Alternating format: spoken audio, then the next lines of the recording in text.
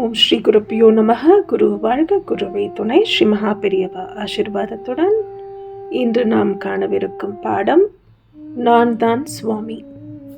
ஜீவனும் பிரம்மமும் ஒன்றுதான் என்கிறார் ஸ்ரீ ஆதிசங்கர பகவத் பாதர்கள். அதாவது நாமேதான் சுவாமி என்கின்றார்.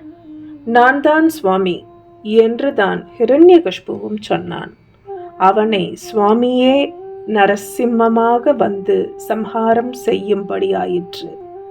ஆச்சாரியால் நாம் தான் சுவாமி என்று சொல்வது ஹிரண்யகஷ்பு சொன்னது போலவா? இல்லவே இல்லை. நான் தான் சுவாமி என்று ஹிரண்யகஷ்பு சொன்னபோது தன்னை தவிர வேறு சுவாமியே கிடையாது என்ற அகங்காரத்தில் சொன்னான். பகவத் பாதர்களோ சுவாமியை தவிர வேற எதுவுமே கிடையாது என்பதால் நாமும் சுவாமிதான் என்கின்றார். தனக்கு உள்ள அகங்காரத்தை அடியோடு விட்டுவிட்டால் இவனே பரபிரம்மத்தில் கரைந்து பிரம்மமாகி விடுகின்றான் என்கின்றார். இப்போது நாம் உத்ரணி ஜலத்தை போல கொஞ்சம் சக்தியுடன் இருக்கின்றோம். சுவாமி அகண்ட சக்தியுடன் சமுத்திரமாக இருக்கின்றார். அந்த சமுத்திரத்தில் இருந்துதான் இந்த உத்ரணி ஜலம் வந்தது. இந்த உத்ரணி ஜலம் தான் தனி என்கின்ற அகங்காரத்தை கரைத்து சமுத்திரத்தில் கலந்து சமுத்திரமே ஆகிவிட வேண்டும். நாம் சுவாமியாக இல்லாவிட்டால் சுவாமியை தவிர வேறான ஒன்றாக இருக்க வேண்டும். அவ்வாறெனில் பரமாத்மாவுக்கு வேறான வஸ்துக்களும் உண்டு என்றாகிவிடும். அதாவது பல வஸ்துக்களில் பரமாத்மாவும் ஒன்று என்றாகிவிடும். அவருடைய சம்பந்தம் இல்லாமல் அந்த பல வஸ்துக்கள் உண்டாகுகின்றன என்றாகும். இப்படி இருப்பின் அவர் பரமாத்மா சுவாமி என்பதே பொருந்தாதே. எல்லாமாக ஆன ஒரே சக்தியாக இருக்கிற மட்டும்தானே அவர் சுவாமி. எல்லாம் அவர் என்னும்போது நாம் மட்டும் வேறாக இருக்க முடியுமா?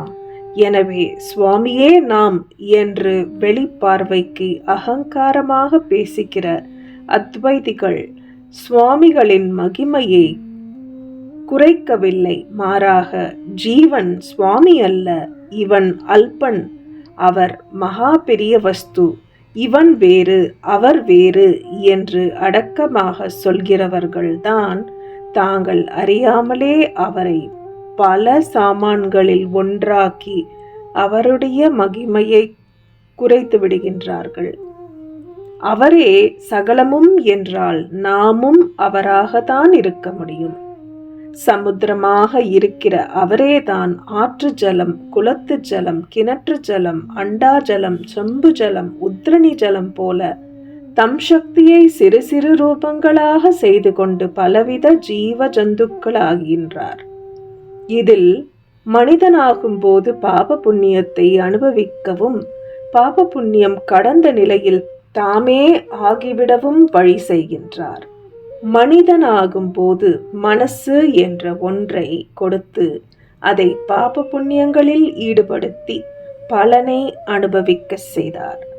மனசு ஆடிக்கொண்டே இருக்கிற நிலையில் உள்ள நாம் எடுத்த எடுப்பில் பாப புண்ணியமற்ற நிலையை அடைந்துவிட அவரே நாம் என்று உணர முடியாது.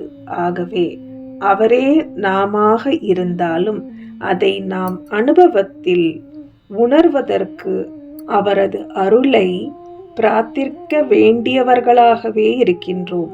அவர் மகா பெரிய சுவாமி, நாம் அல்ப ஜீவன். அவர் மகா சமுத்திரம், நாம் உத்ரணி ஜலம் என்கின்ற எண்ணத்தோடு ஆரம்பத்தில் பக்தியே செய்ய வேண்டியவர்களாக இருக்கின்றோம். சுவாமி கொடுத்துள்ள மனசுதான் இப்போது நம்மை அவரிடமிருந்து பேதப்படுத்துகிறது. இந்த மனசை எடுத்த எடுப்பில் போ என்றால் போகாது.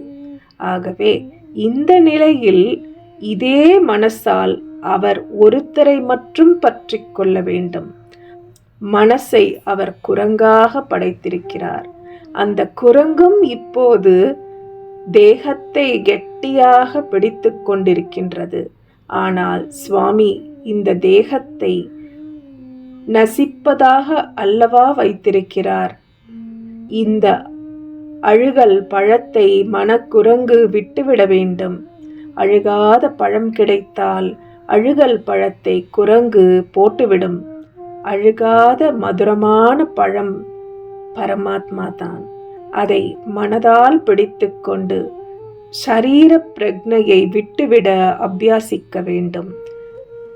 இதற்கு தான் பக்தி, பூஜை, க்ஷேத்ராடனம் எல்லாம் வைத்திருக்கின்றது. இவற்றில் மேலும் மேலும் பக்குவம் அடைந்து ஷரீர பிரக்ஞை, அகங்காரம் அடியோடு போய்விட்டால் அவர் பரமாத்மா, நாம் ஜீவாத்மா என்கிற பேதமே போய் அவரே நாமாக அத்வைத்தமாக ஆகிவிடுகின்றோம். நீ வேறேனாதிரு, நான் வேறேனாதிருக்க என்று அருணகிரிநாதர் பாடிய அனுபவத்தை அடைவோம். ஹரஹர சங்கர, ஜெய ஜெய சங்கர, காஞ்சி சங்கர, காமகோட்டி சங்கர. என்றென்றும் குருவடி சரணம், திருவடி சரணம். நன்றி, வணக்கம்.